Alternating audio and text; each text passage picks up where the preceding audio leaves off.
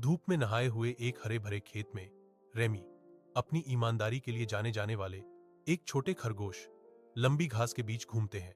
उसके चारों ओर एक जीवंत त्योहार की तैयारी के रूप में हवा प्रत्याशा से भरी हुई है। रंगीन बैनर धीरे धीरे फहरा रहे हैं जो नीचे की हलचल भरी गतिविधि पर चंचल छाया डाल रहे हैं। रेमी रुक जाता है, उसकी नाक फड़कती है, सभी की आनंदमय ऊर्जा और ईमानदार इरादों को महसूस करते हुए। घने झाड़ियों के बीच रेमी मैक्स को जामुन चुराते हुए देखता है। उसका भाव चिंता और अविश्वास का मिश्रण है। मैक्स अनजान लालच से पके हुए जामुन तोड़ता है।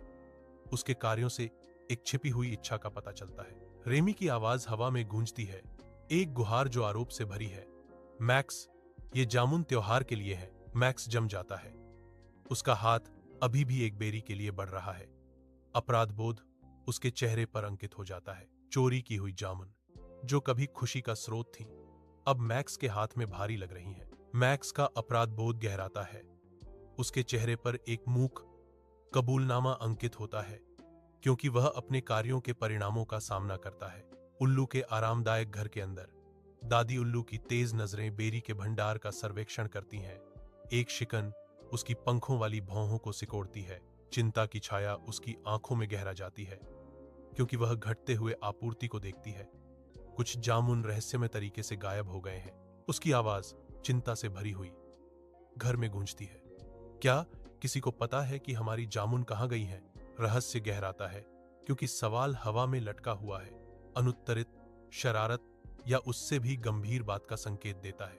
एक हरे भरे खेत में रेमी का छोटा सा शरीर गर्म धूप में नहाए हुए लंबे हरे घास से लगभग निगल जाता है। लंबी छायाएं कोमल हवा के साथ नृत्य करती हैं, शांत दोपहर की रोशनी में एक अलौकिक प्रभाव पैदा करती हैं। हवा शांत है, मानो अपनी सांस रोक रही हो। रेमी आगे बढ़ता है, उसकी आंखों में चिंता और दृढ़ संकल्प का मिश्रण झलकता है।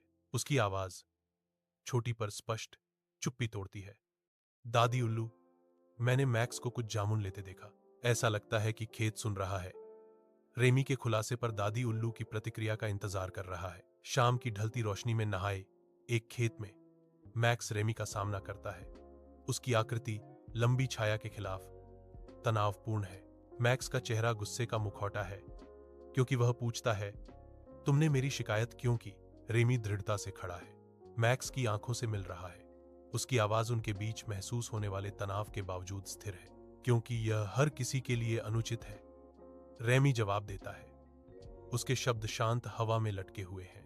रेमी का भाव दृढ़ विश्वास के साथ कठोर हो जाता है, और अगर हम सच नहीं बताएंगे तो समस्या ठीक नहीं हो सकती। अस्त होता सूरज उनके संघर्ष पर एक तीखी रोशनी डालता है, जो अब उन्हें विभाजित करने वाले गहरे मतभेद को उजागर करता है। शाम ढलते ही सुनहरी रोशनी हरे भरे खेत को रंग देती है। लंबी छायाएं लहराती घास पर फैल जाती हैं। एक हल्की हवा खेत से फुसफुसाती है, जैसे जानवर इकट्ठा होते हैं। उनके सिलहूट जीवंत आकाश के खिलाफ नरम होते हैं। दादी उल्लू की आवाज गूंजती है, बुद्धिमान और दिलासा देने वाली। रेमी, तुमने सही काम किया। ईमानदारी हमारे खेत को मजबूत रखती है। मैक्स जामुन पेश करता है, उसकी आवाज अफसोस से भरी हुई है। मुझे माफ करना, ये रहे जामुन। जानवरों के एक साथ आने से सद्भाव बहाल हो जाता है। उनकी विविध रूप एक साझा उत्सव में एकजुट होते हैं। हंसी और खुशी मैदान में गूंजती है, जो उनके नए बंधन का प्रमाण है।